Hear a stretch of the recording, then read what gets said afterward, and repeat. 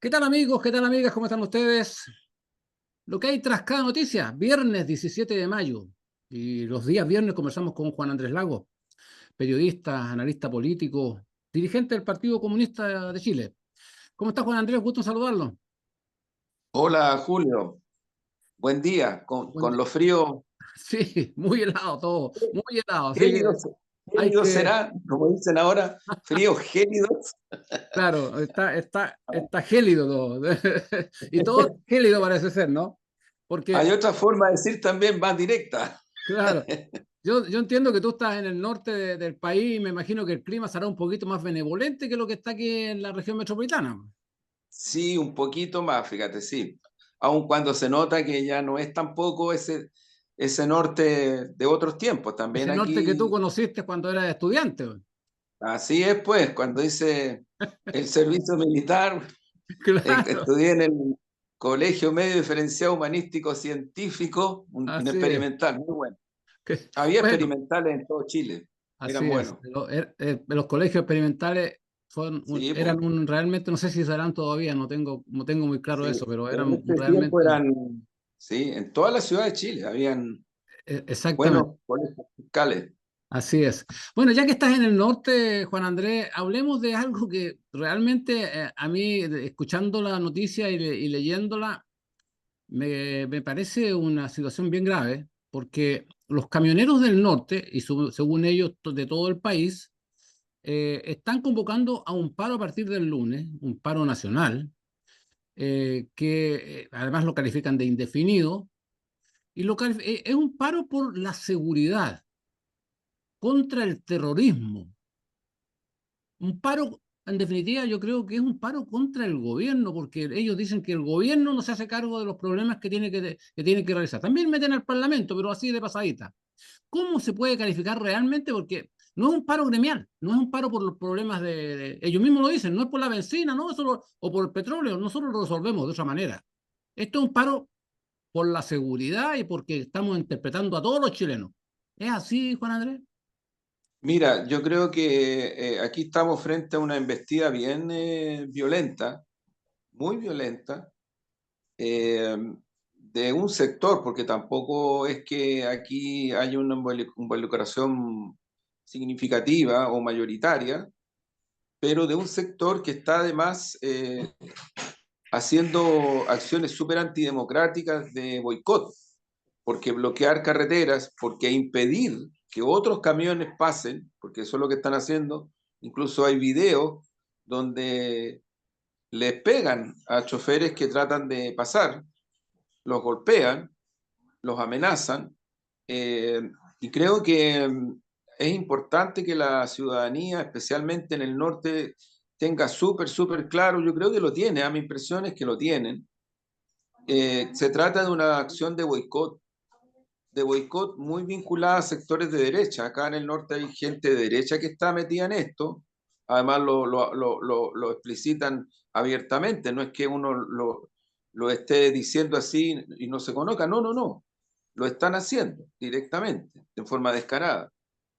Y creo que las medidas que se han ido adoptando son las que hay que adoptar y que se van a seguir adoptando, creo yo, porque son cuestiones que permiten que la ciudadanía, en aspectos bien importantes de la vida cotidiana, pueda tener un mínimo de resguardo frente a este tipo de embestidas. Yo creo que es muy grave lo que están tratando de hacer. No les ha resultado del todo. Hay algunas zonas en donde algún impacto ha tenido esto, pero yo diría que no les ha resultado el llamado a paro. Pero por otro lado, Julio, lo que tú dices, o sea, yo creo que aquí hay que hay que tomarlo muy en el fondo, ¿ah? Aquí hay un boicot al gobierno, a la ciudadanía, porque al final los impactos que ellos están buscando es que la ciudadanía se sienta afectada. Todos sabemos lo que implica en un país como el nuestro el transporte. Así es. Y todos sabemos, sí, y todos sabemos lo que se transporta, o sea, las cosas que se transportan.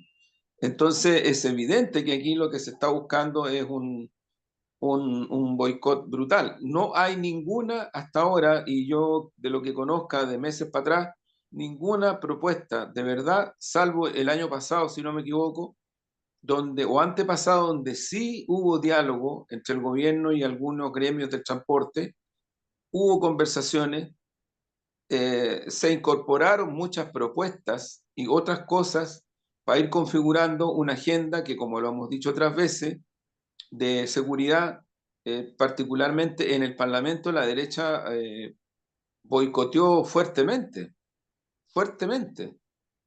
Y ahora recién, producto de la trágica situación del asesinato de 3 carabineros en la 8ª región y otras situaciones más, ahora recién con iniciativa del gobierno, lo que se ha logrado es ir avanzando a un acuerdo legislativo en el Senado y en la Cámara de Diputados para reactivar muchos de los proyectos que el propio gobierno, lo decía a comienzo de semana la ministra del Interior y el subsecretario Monsalve, la cantidad de proyectos que nuestro gobierno ha planteado superan con crece a la cantidad que se presentaron en el gobierno de Piñera y de los anteriores, también, de la nueva mayoría, de la concertación, con creces. Que son suficientes, nadie dice que sean suficientes, pero algo muy distinto es que tú boicotees o te opongas. Mira, por ejemplo, podrán decir lo que quieran, pero el Partido Republicano tomó la decisión de votar en contra del proyecto de ley que propone en urgencia la creación del Ministerio de la Seguridad Pública. Claro. Entonces uno dice, bueno, ¿cuál es la firme entonces? Yo otras veces lo he dicho y me han dado duro desde la derecha y otros que se pliegan, porque he dicho la actitud de la derecha respecto, por ejemplo, de la ruta del dinero que se llama, que en el fondo es investigar el lavado de dinero. O sea, investigar el negocio del crimen, del narcotráfico, el negocio, porque ese es el punto de referencia. O sea, Claro. el Tren de Aragua lo que busca es tener plata. Matan, matan, pero matan para tener plata. Es un negocio.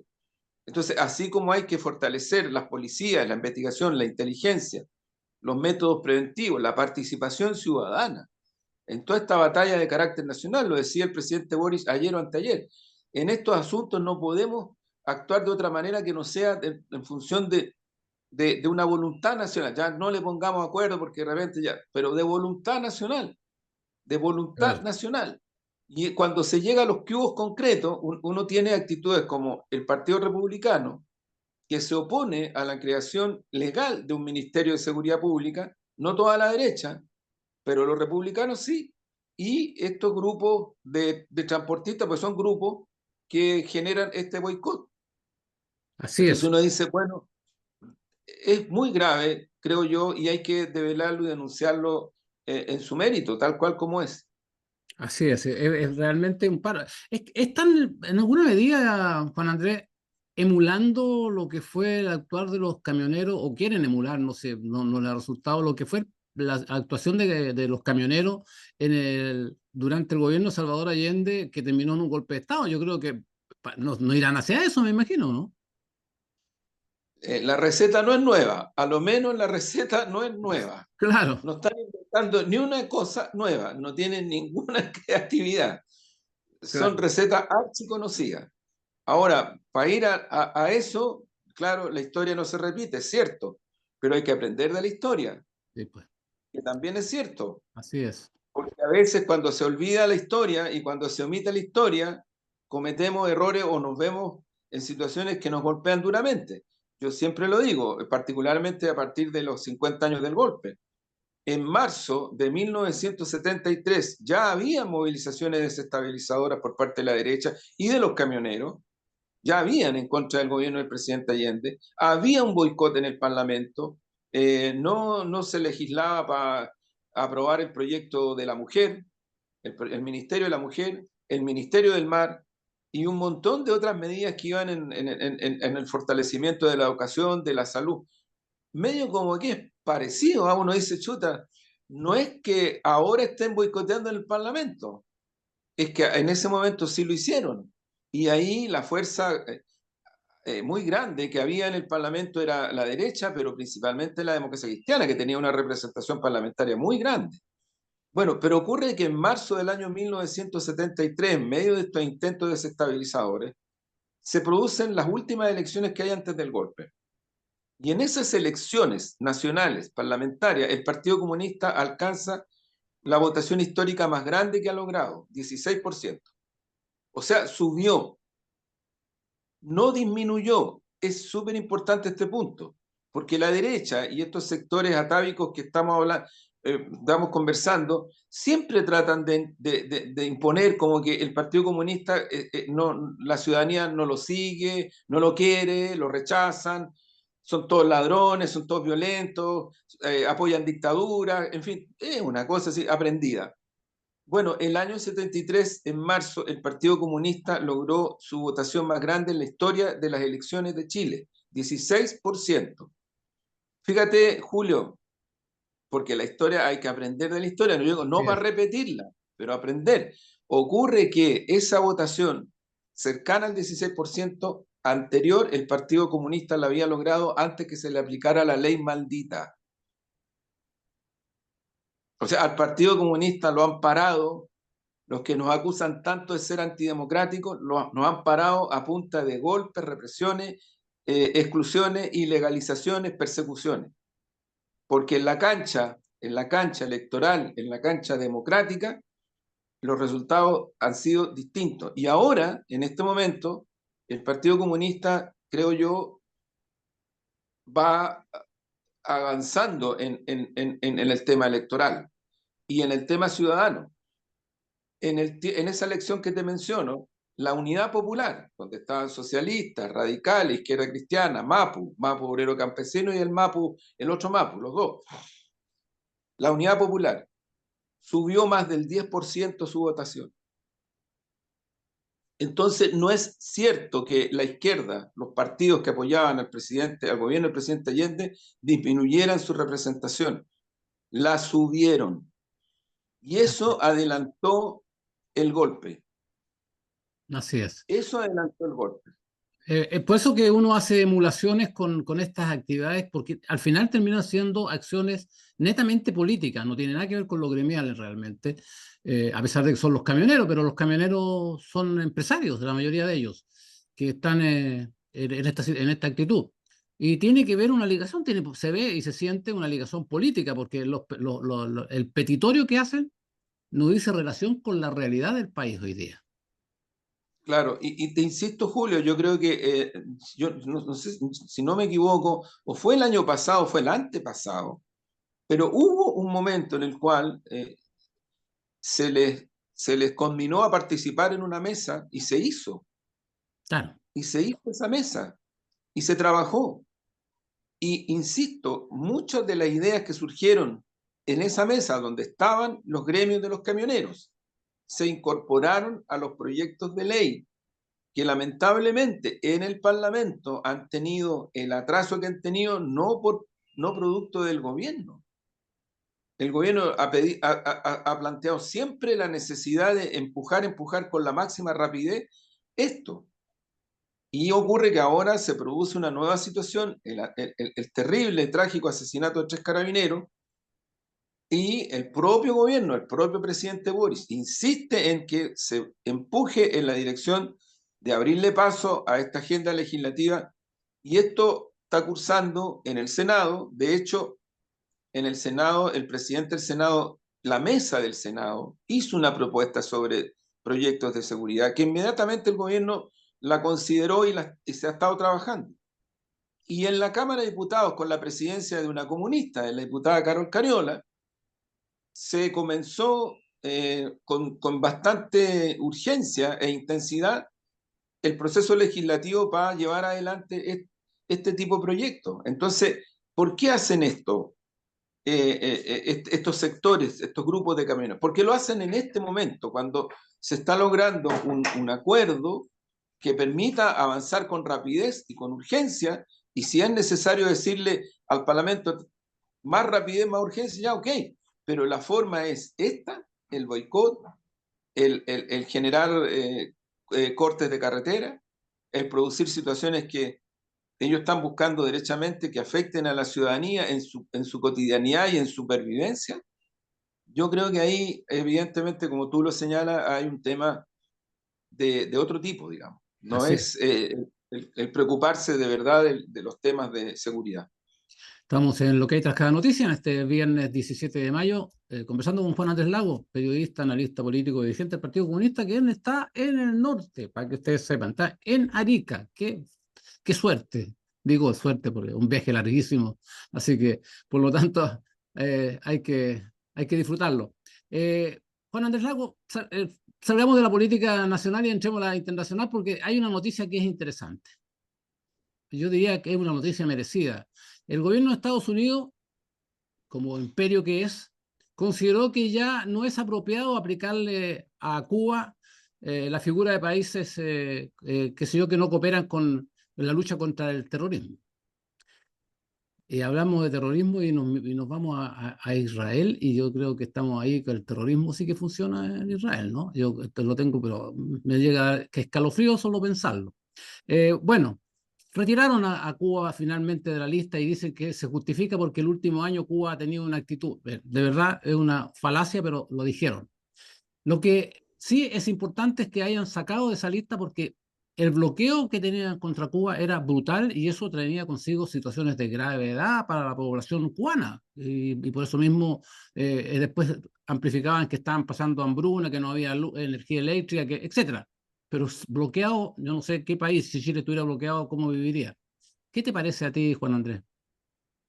Mira, yo creo que el reconocimiento de que Cuba no es un país, porque eso es, no es un país donde se esté estimulando el terrorismo, al contrario, eso debería tener una formalización mucho más explícita por parte de Estados Unidos, porque hasta ahora, cuando estamos en este programa, lamentablemente Estados Unidos mantiene a Cuba como un país que tiene vinculaciones con el terrorismo, en fin, o sea, es una cosa declarativa que debería tener una explicitación concreta para efectos de que efectivamente Cuba salga de esa lista de países que según Estados Unidos, pero tú tienes razón, pues, Julio, aquí es Estados Unidos el que decide las cosas. O sea, a Estados Unidos no le dice nada, nadie, cuando han golpeado a maestras académicas de renombre y trabajadoras de la educación académica de mucho trabajo en universidades norteamericanas eh, brutalmente golpeadas en el suelo. Hay imágenes, yo no estoy metiendo de sí como cosas, no, no, no, hay videos concretos donde se muestra a estas maestras, estas académicas que las azotan en el suelo, les golpean, o cuando hay policías que entre tres, cuatro, y además en el suelo a un estudiante o profesor le ponen pistola eléctrica, o sea, son centenares, miles los estudiantes y trabajadores de la educación académica detenidos en esta última semana en, en Estados Unidos solo por el hecho de solidarizar pacíficamente y exigir pacíficamente que se termine el genocidio en Gaza. Entonces, la verdad es que es indignante, de verdad es indignante, porque a Cuba se le somete a un bloqueo que efectivamente lo lleva a una situación muy, muy de límite. O sea, cuando no podemos olvidar que cuando se produjo la pandemia, las medidas que el gobierno norteamericano aplicó sobre Cuba no fueron, se le pidió a Estados Unidos que a lo menos por el producto de la pandemia abriera. No lo hizo para que Cuba pudiera tener intercambio y recibir las vacunas que recibían muchos pueblos y otros países, y también había intercambio. No fue así el caso de Cuba. Esa fue una de las cosas por las cuales en tiempo histórico brevísimo, ese es un dato que yo no creo, no sé si la medicina lo tiene en la historia de la medicina en relación a las pandemias, pero ocurre que eso llevó a que el colectivo científico cubano, cubanas y cubanos, científicas, científicos, se esmeraran en lo que lograron, que es construir dos vacunas.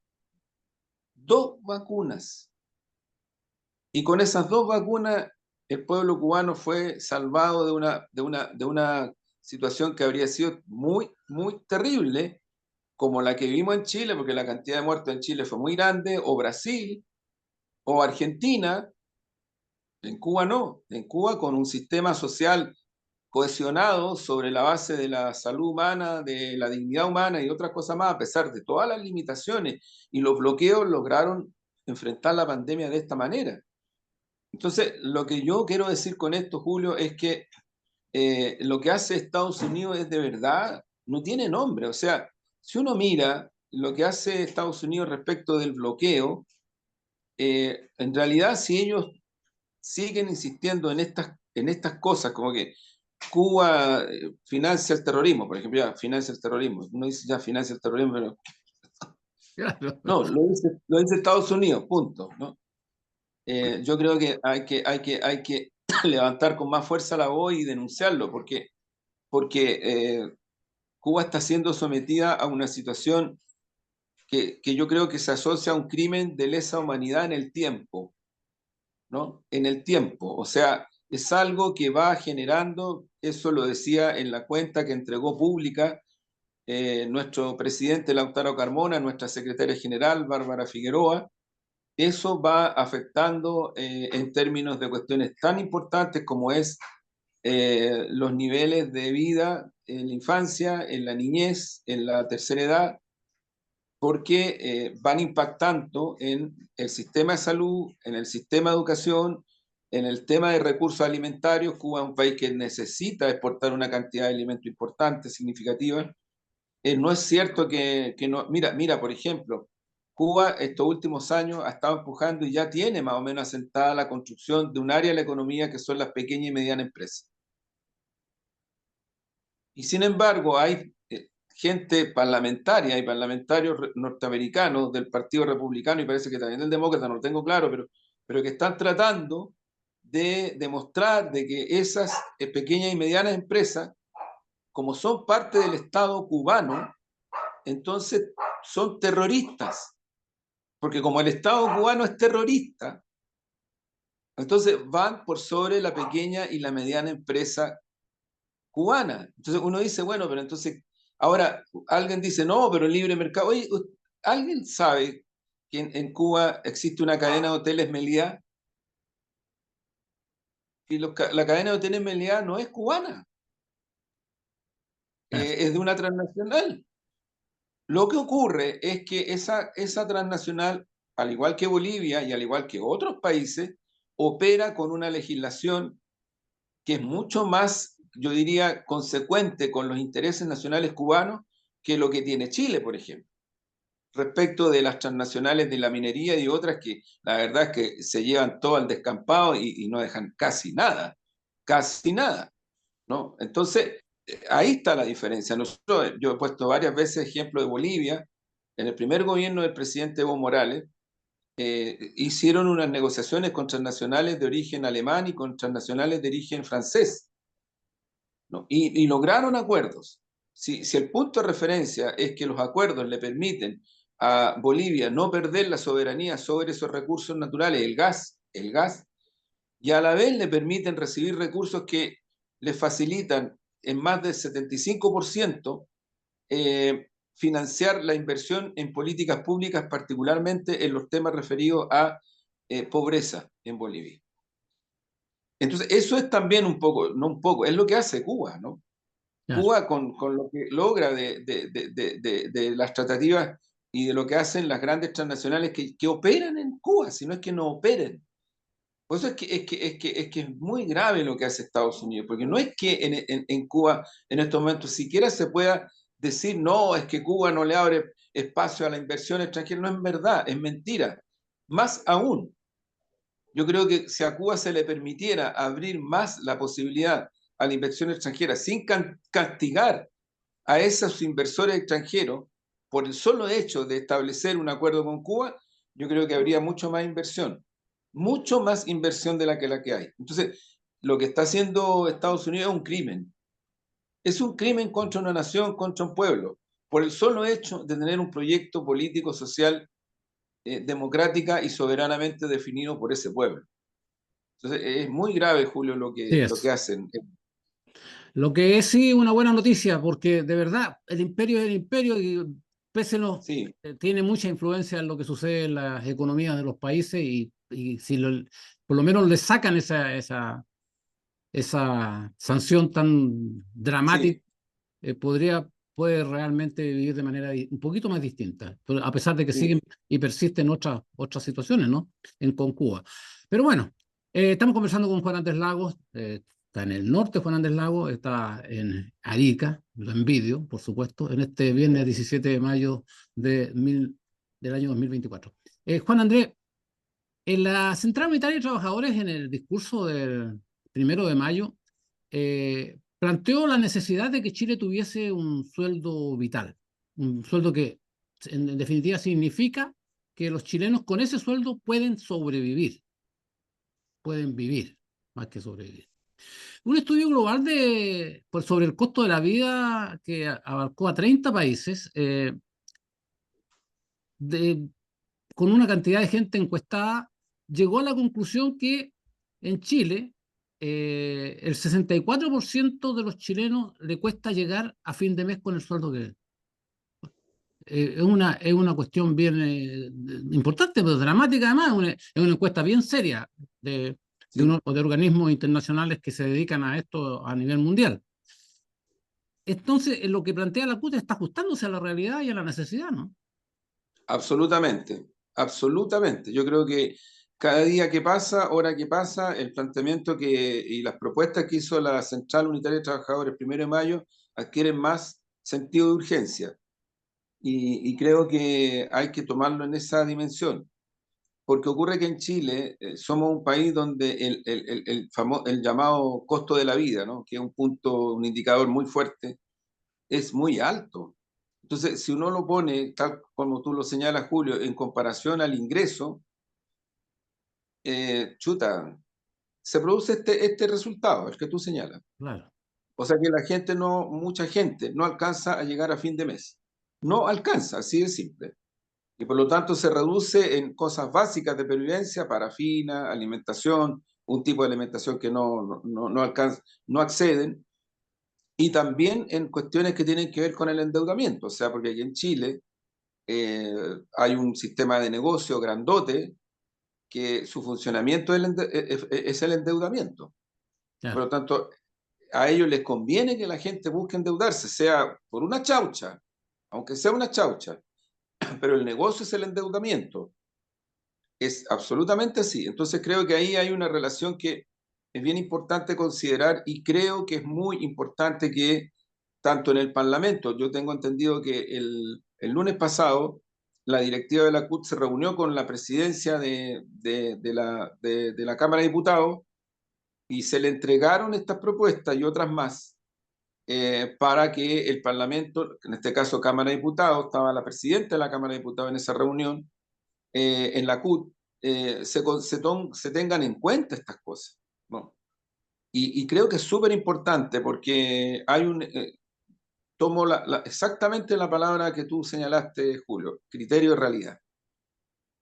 Criterio de realidad, porque siento que a veces se ficciona mucho respecto de las condiciones de vida reales en las cuales vivimos la mayoría de las chilenas y chilenos. Y el criterio de realidad es mira, también lo conversábamos en un programa anterior.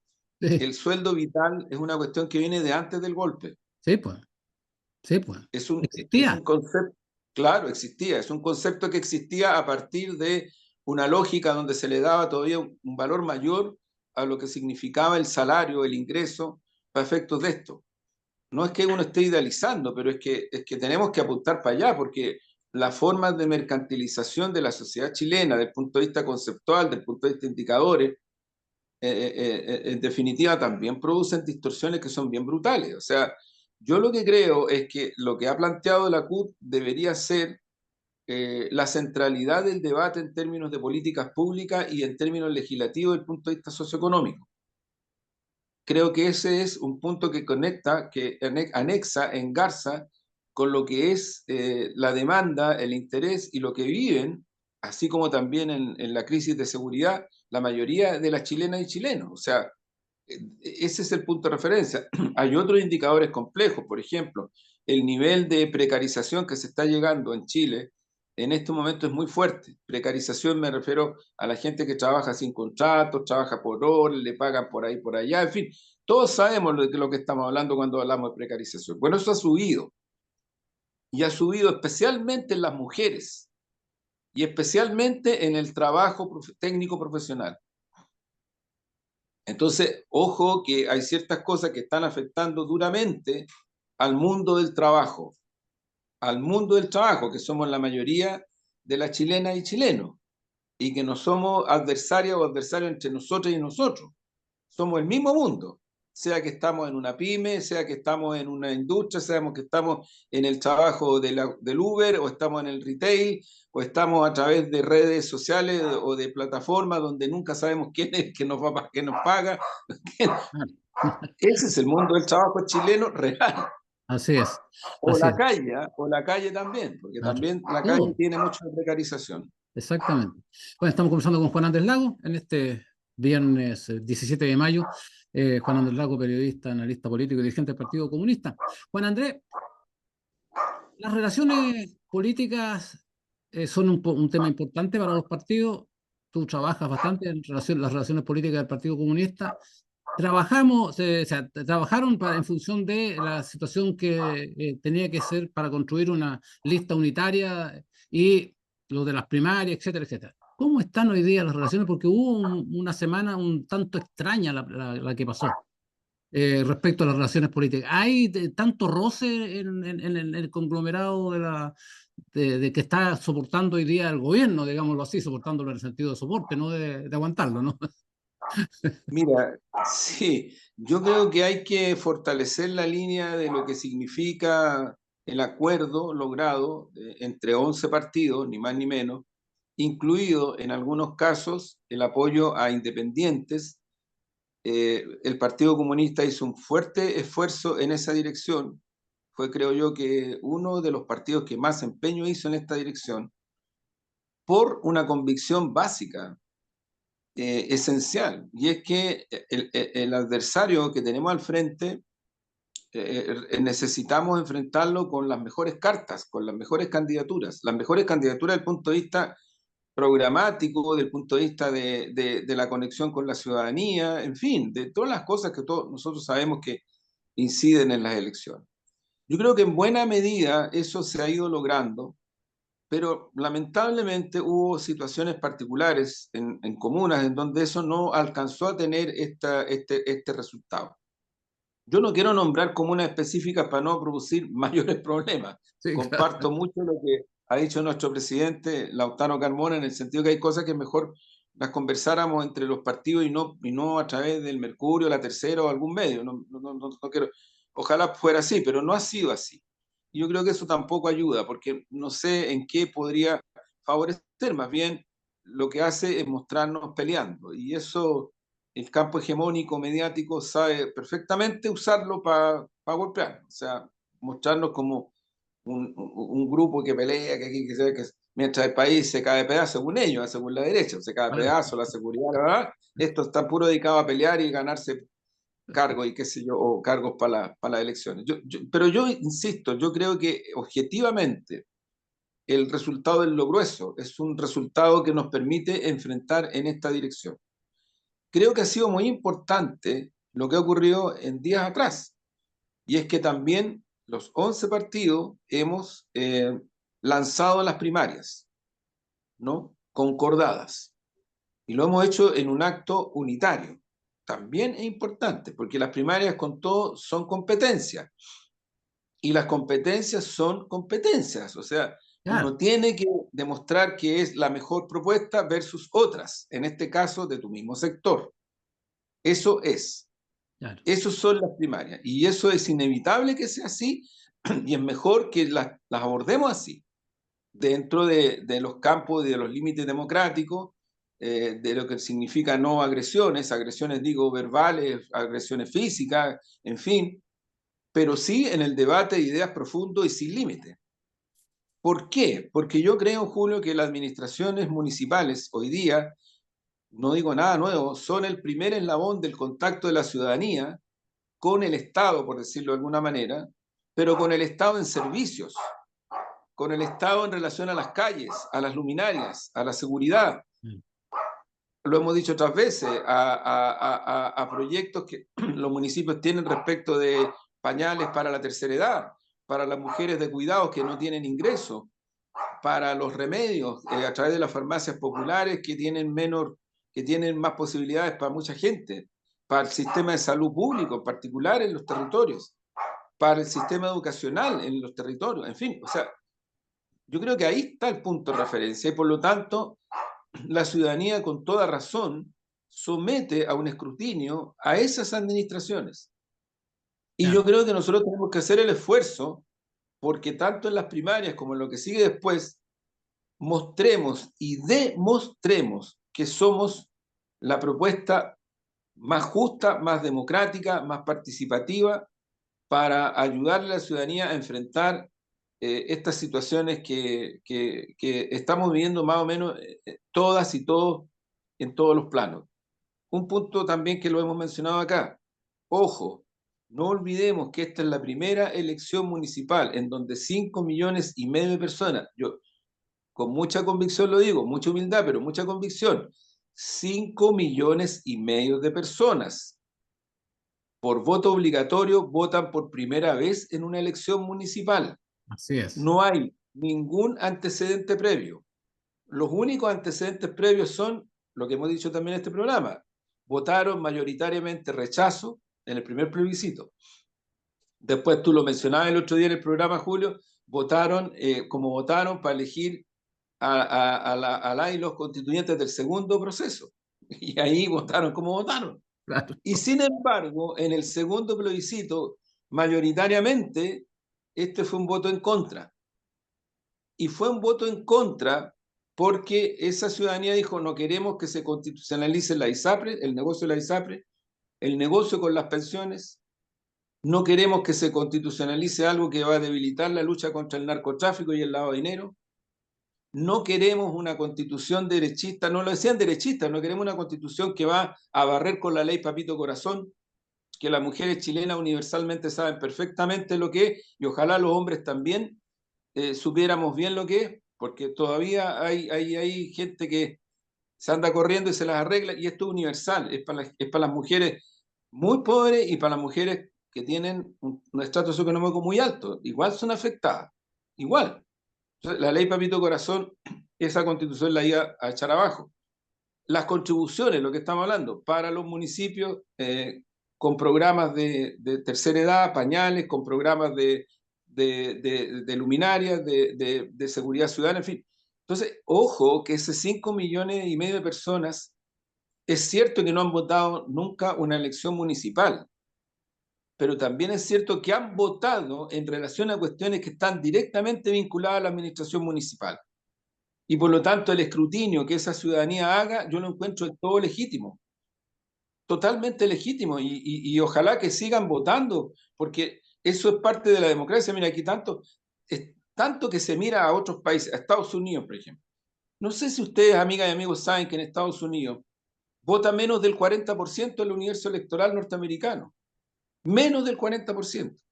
Claro. Y además, es voto indirecto, porque la gente vota por colegios electorales y los colegios electorales son los que eligen a la presidencia. Por eso es que Trump, teniendo, si yo no me equivoco, cerca de 1 millón de votos menos que Hillary Clinton, fue electo presidente. Ah, no, pero Estados Unidos es democrático, entonces Cuba no, por la dictadura. En Cuba vota más del 70% de las personas, incluso de 16 años para arriba. En Venezuela vota el 60 y tanto por ciento de la gente. No, pero Estados Unidos, la democracia. Entonces, cuidado, y mirémonos también nosotros, porque ocurre que con voto voluntario, porque a alguien se le ocurrió la mágica idea, hace unos años atrás, de que el voto voluntario era como lo más democrático que hay, estábamos menos del 40%. Nos Claro. estábamos acostumbrando a hacer elecciones con un universo electoral cada vez más reducido. Entonces, ahí sí que no pesa que la elección y el voto es parte sustantiva de una conquista popular mundial con perfil democrático, porque a ningún país del mundo a los pueblos le han regalado el derecho a votar, lo han conquistado y lo han peleado. Entonces yo diría que en vez de preocuparnos de mirar con sospecha hasta 5,5 millones de personas, miremoslo como un desafío democrático y van a decidir estas elecciones. Entonces, hablemosle a esa ciudadanía, hablemosle a ellos, a sus demandas, a sus inquietudes. Eso no es populismo, ¿ah? Pero yo No, también he no, no. escuchado a gente que dice, el populismo. No sé, no sé, a lo mejor falta calle, ¿ah? Como decía alguien, Claro, o puede como ser que decía sea eso. Lucho, como Juan decía Andrés, Lucho Corbalán, oye, ¿te acuerdas de esa frase? Para hacer política agraria, o política para el campo, hay que ir al campo. hay que irse al campo. Hay que irse al Eso campo. lo conozco muy bien yo. Lo conozco Sí, muy bien porque me fui al campo. claro, es cierto. Ojo, que uno puede vivir en un territorio, pero no necesariamente estar inserto en el territorio. Claro, así es. Conocer el territorio. Y en este momento es fundamental, más todavía con las redes sociales, con todo esto que son, tampoco las podemos mirar bajo sospecha, si las redes sociales ya se quedaron y hay que trabajar con ellas. Es la Yo realidad. digo, mira, si Recabarren estuviera en este tiempo, por lo que hizo él cuando toma la imprenta como la tecnología que en ese momento era una tecnología de la gran clase oligárquica, De avanzada. pero era la tecnología de punta, de avanzada, se las arregló para que los sindicatos financiaran la imprenta, para que los sindicatos financiaran periódicos. Él mismo fue un tremendo comunicador, un gran artista, creador de grupo teatro, en fin. Genial, genial, para mí genial. Pero ojo, ¿en qué estaría? Yo creo que Recabarren estaría trabajando con la inteligencia artificial, ¿no? ¿Tendría TikTok? Claro, sí, Claro, así es. Bueno, Andrés, antes que se nos vaya el tiempo, un solo para concluir, porque hay una suerte de buena noticia en el sentido de que el gobierno estaría por presentar el proyecto para solucionar la deuda del CAE, famoso crédito con aval del Estado, que tiene amarrado a mucha gente que incluso en algunos casos ni siquiera alcanzó a terminar carreras, pero por razones económicas, en algunos casos, a pesar de que tenía crédito, pero el crédito hay que pagarlo. ¿Cómo lo ves, Juan Andrés? ¿Es una buena noticia? oh, tremenda, tremenda, tremenda, pero tremenda. Yo creo que es algo que hay que darle, pero mucha difusión y mucha información, sin inhibición alguna. Porque mira, Julio, yo lo decía la otra vez, hace años atrás, en un programa de la radio cooperativa, donde yo participo un tiempo, años atrás, yo decía, mira, cuando hablamos del tema de las pensiones, estamos hablando a lo menos de 4 generaciones que están directamente involucradas en ese tema. La persona que jubila, la persona que está jubilada, la persona que está cerca de jubilar y la persona que saca las cuentas y dice, con este sueldo yo voy a sacar esta jubilación. Y incorporado que me tengo que hacer cargo de mis papás o de mi abuelo, de quien sea, o de mis tíos, porque las pensiones que tienen son de miseria y por lo tanto no les va a dar para vivir. Son a lo menos 4 generaciones, a lo menos, esos son los estudios. O sea, cuando se hablaba en ese tiempo solo de la relación entre pensiones y personas de tercera edad, era totalmente falso, inequívoco. Por eso es que fue tan importante lo que ocurrió, ¿te acuerdas con esa profesora en Antofagasta, una Sí, compañera sí, sí, sí, que va a sí. los tribunales? Ella, ¡pum!, puso el punto así y se hizo inmediatamente por eso, porque la involucración no era visible. Y se hizo visible a partir de un caso particular, pero se hizo visible que era una cuestión que tenía un impacto en múltiples generaciones. Con el CAE pasa lo mismo. Con Claro. el CAE tú tienes en este momento gente que ya salió hace muchos años de la universidad, muchos años, y siguen pagando, y están endeudados. Y hay algunos que no alcanzaron ni a terminar la universidad y están endeudados. Y algunos que están, y otros que están viviéndola, y otros que están mirando qué es lo que les va a pasar. Entonces, efectivamente, esto, desde el punto de vista socioeconómico, es de un impacto tremendo y positivo, y que te muestra una sensibilidad que tiene nuestro gobierno y no la ha tenido otro. Yo Juan no Andrés quiero Lago, escuchar a nadie, pero te quiero decir que esta cuestión del CAE, yo diría que fue una, si no la única, pero una de las grandes razones por las cuales un expresidente que intentó ser candidato presidencial no lo pudo ser, así es, porque lo golpeó el tema del CAE, las concesiones, pero en particular el tema del CAE fue durísimo, muy así es, duro. así es. Juan Andrés Lago, te queremos agradecer porque hicimos un programa largo, a pesar de que tú estás en la zona norte del país. Te agradecemos, por supuesto, que hayas tenido la gentileza de estar igual con nosotros en este día, viernes 17 de mayo. Que te vaya muy bien, ¿no? Y buen regreso. Gracias, Julio, pues, y aquí estamos en la Puerta Norte. Y La un puerta. gran saludo, ¿ah? Un gran saludo a la radio, como siempre. Fuerza, ¿ah? Gracias. Fuerza y coraje. Así es, las dos cosas Fuerza y juntas. coraje. Bueno, gracias Juan Andrés y a nuestros auditores les decimos quédense en la sintonía de Nuevo Mundo porque vienen temas que a usted siempre le interesa escuchar. Así que hasta la próxima, que estén muy bien. Chao, chao. Chao, chao.